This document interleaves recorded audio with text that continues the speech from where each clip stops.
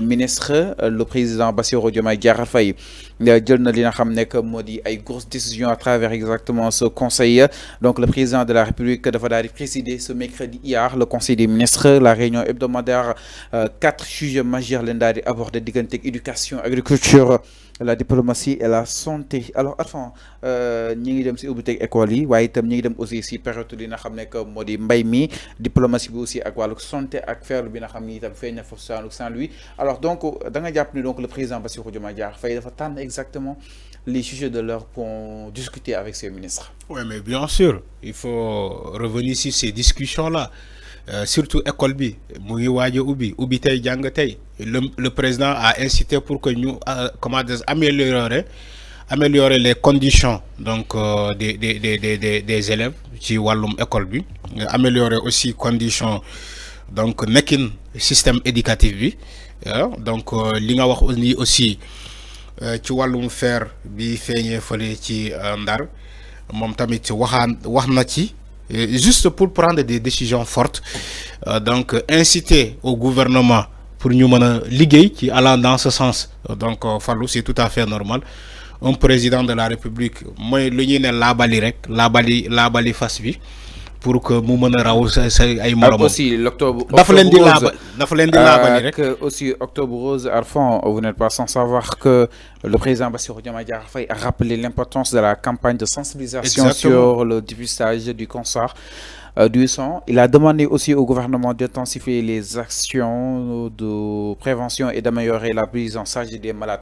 Bien alors sûr. Donc octobre rose suñu octobre. Oui, mais octobre rose bi raison pour laquelle aujourd'hui on est en rose. Octobre rose bi c'est rendre hommage aux femmes qui ont atteint exactement de cette maladie. Oui, moi bu ñu jaglé uniquement pour le cancer, la lutte contre le cancer surtout du sein. Mooy octobre rose bi boo déggee octobre rose bi suñu xel dafay dem ci suñu soxna yi suñu siste yi aussi moo tax ci octobre rose bi ngay gis nit ñi di multiplier les sorties di def ay caravane de sensibilisation di def ay marches pour sensibiliser nit ñi ci importance bu ñu war a donc prendre soin donc seen organisme surtout ci côté jigéen ñi. Ñu accentuer aussi le dépistage ñu continuer di leen dépister surtout ci cancer du sein bi donc loolu yëpp président wax na ko état du Sénégal mu mën a jël ay avancées significatives allant dans ce sens parce que lu important la yow bul xam lim bi nan la toll ci cancer bi ñu mu rey le cancer du sein dafa rey ay jigéen yu bëri. Donc loolu sensibilisation bi c'est tout à fait normal dépistage bi aussi soxna yi jigéen yi aussi il faut que ñu d'accord pour dem ñu dépister leen il faut que ñu accepter ñu dem ñu dépister leen parce que état dafa leen bëgg a jàppale c'est comme si da ngay fay alors que doo fay dépistage bi doo fay dara mais boo nee xale jigéen yi pour ñu dem ñu dépister leen dañuy tayal wala dañuy kii. Alors que foo xamante ne waaw je sais que dañoo ragal pour nga diagnostiquer sa yaram. D'accord je sais que dañoo ragal mais waruñu ragal.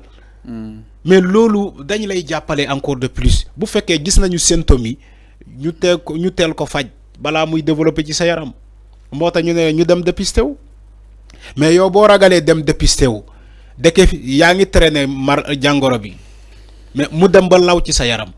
Après mu doon trop tard ça va être trop tard pour ñu faj ko.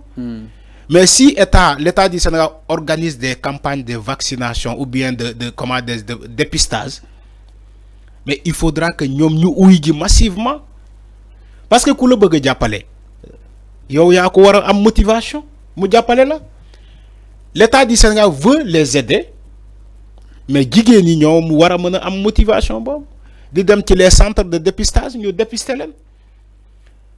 Mais aussi nous continuer d'organiser ay caravanes, ay randonnées, ay caravanes de sensibilisation ci le le cancer du sein. C'est tout à fait normal. Moo tax président wax ci amplement jël temps mu wax carrément état du Sénégal ministres yi concernés pour ñu mën a accentuer wu ci donc feebar boobu parce que ñu mu rey ci ay jigéen bëri na trop. Alors donc mi ngi aussi la position du Sénégal à l'ONU aussi le président Bassirou Diomaye Diakhar Faye wax na si donc le président a également évoqué sa participation à la 80e session de l'Assemblée générale des Nations Unies mu daal di juróon coow nag président ñëw na si nu mu gën a yaatu si wàll wi.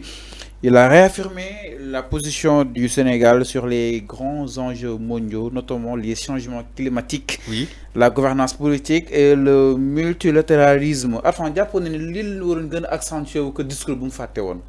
Non mais président amul lu mu fàtte ci conseil des nations unies. C'est-à-dire li leen waroon gën a taxaw que ñuy commenter si fiche wala comme discours boo xam ne. Mais de toute façon ñu war a wax de toute façon ñu war a wax dinañu wax. Il préfère prendre des choses yu ñàkk xorom pour d'ici débattre pour d'ici organiser ay plateau. Donc Diomaye kon wax na lépp dama ne si changement climatique dama ne discours bi multilatéralisme discours bi du Diomaye moo ko fàtte. dama lay wax pour nga comprendre du discours bi du Diomaye moo ko fàtte. Discours bi protocole sénégalais moo ko jël jox ko protocole Nations Unies. Protocole Nations Unies ñoo war a gérer loolu keneen ki bu mu waxee ba pare ci la yóbbaale. Donc discours Diomaye bi. Donc erreur bi si ñoom la. Non erreur bi ci protocole Nations Unies la. C'est pas à la hauteur du Sénégal man dégg ay commentaires yu ñàkk xorom ñi di ci wax protocole Nations Unies moo def erreur boobu.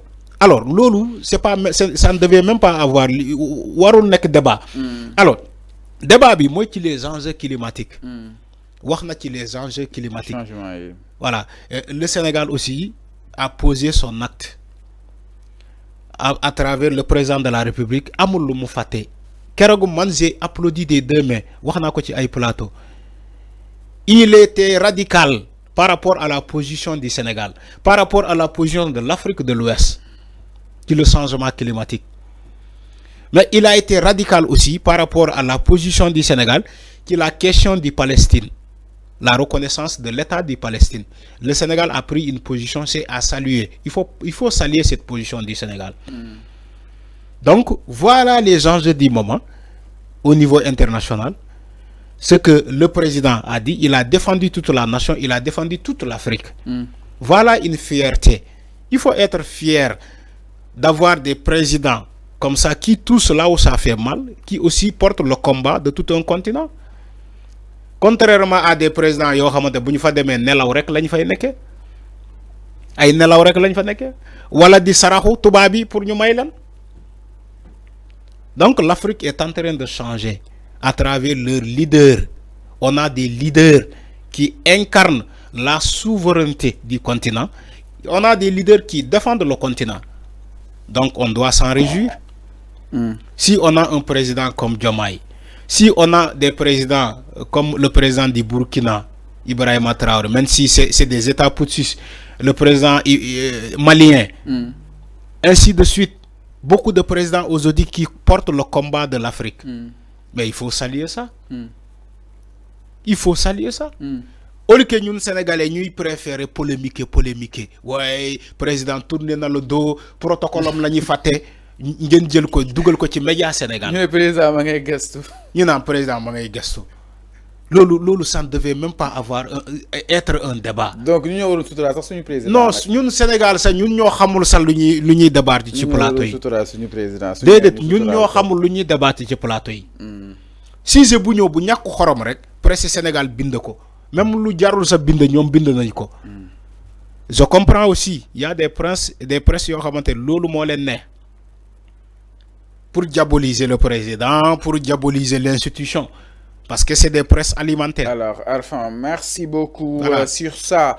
Alors, donc, nous par rapport à justement la sortie du président Bassirou Diomaye Diakhar Faye en Conseil des ministres. Voilà, entre autres décisions, il y a une action Premier ministre de Ousmane Sonko. Terminons avec cette polémique autour de sa voiture.